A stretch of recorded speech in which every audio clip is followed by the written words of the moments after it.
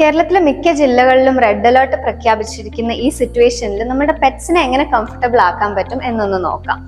കഴിയുന്നത് അവരെ ഇൻഡോഴ്സ് തന്നെ കീപ്പ് ചെയ്യാൻ ശ്രമിക്കുക. അവരുടെ ബെഡ്ഷീറ്റ്സും അവർ കിടക്കുന്ന സ്ഥലങ്ങളും ഒക്കെ ക്ലീൻ ആയിട്ട് തന്നെ മെയിൻറ്റെയിൻ ചെയ്യുക. അവർ ഇൻ കേസ് മഴയത്ത് പോയിട്ട് നനഞ്ഞിട്ട് വരികയാണെങ്കിൽ എത്രയും പെട്ടെന്ന് അവരെ വാം ആക്കി ഡ്രൈ ചെയ്യാനായിട്ട് ശ്രമിക്കുക. കാരണം അല്ലെങ്കിൽ സ്കിൻ ഇൻഫെക്ഷൻസ് ഒക്കെ വരാൻ ചാൻസ് ഉണ്ട്.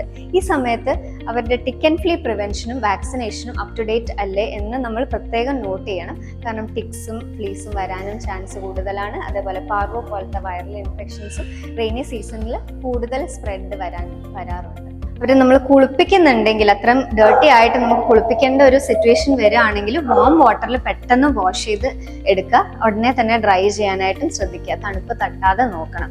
പ്രത്യേകിച്ചും യങ് ബേബീസ് ആണെങ്കിൽ നമ്മൾ അവരെ കുളിപ്പിക്കുകയും ചെയ്യരുത്. ഈ ഒരു സിറ്റുവേഷനിൽ അവരെ വാം ആയി തന്നെ വെക്കാൻ ശ്രദ്ധിക്കുക. പിന്നെ ചില പെറ്റ്സിന് ഈ തണ്ടർ ലൈറ്റ്നിങ് ഒക്കെ വരുമ്പം ആങ്സൈറ്റി വരാറുണ്ട്, അവർ കരയാറുണ്ട്.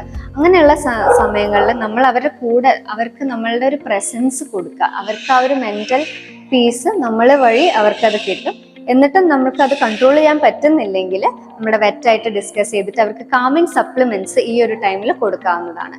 ഇനി ഫ്ലഡ് ലോക്ക്ഡ് ഏരിയാസ് ആണ്, ഫ്ലഡ് വരാൻ ചാൻസ് ഉള്ള ഏരിയാസിലാണ് നിങ്ങൾ താമസിക്കുന്നതെങ്കിൽ ഇവരെ കേജിനകത്തോ അല്ലെങ്കിൽ പൂട്ടിയിടാതെയോ നമ്മൾ ശ്രദ്ധിക്കുക. ആ സമയത്ത് പെട്ടെന്നൊരു ഫ്ലഡ് നമ്മൾ ഇല്ലാത്ത സമയത്താണ് വന്നതെങ്കിൽ പോലും അവർക്ക് നീന്തി രക്ഷപ്പെടാൻ പറ്റും. കേജ് അല്ലെങ്കിൽ പൂട്ടിയിട്ടിട്ടുള്ള പെറ്റ്സിന് അത് പറ്റില്ല. അപ്പൊ അങ്ങനെ ഈ മഴയിൽ നമ്മളുടെ പെറ്റ്സിനെ നമ്മൾ സുരക്ഷിതമായിട്ട് തന്നെ കീപ്പ് ചെയ്യാം.